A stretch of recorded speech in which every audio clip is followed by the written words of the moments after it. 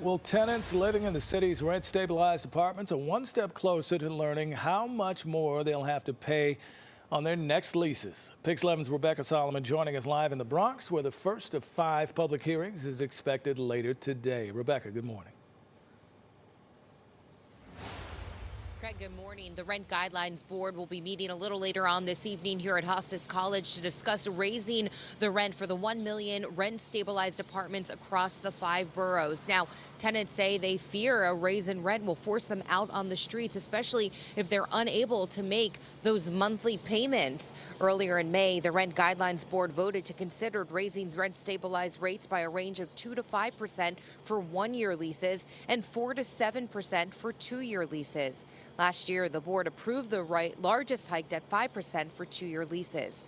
A recent Census Bureau study shows New York City has the highest rate of households behind on rent in the country at 21%.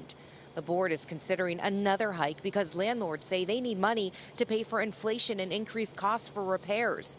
Many tenants, especially those on a fixed budget, are concerned rent hikes would fuel homelessness, displacement, and push more families to the edge. It's enraging. These landlords do nothing but steal from us. They continue to gentrify and displace our neighborhoods and our people, and it's infuriating to think that I work for the city and they don't do anything for us. After last month's vote, Mayor Eric Adams released this statement saying in part he hopes the board will find the right balance to keep New Yorkers in their homes while providing building owners with the resources they need. So tonight's meeting will be around 5 o'clock. There's also expected to be a rally here from tenants here around the Bronx.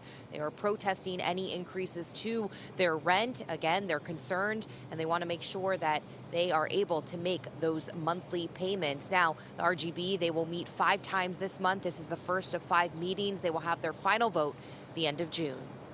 Live in the Bronx, I'm Rebecca Solomon, Pix 11 News.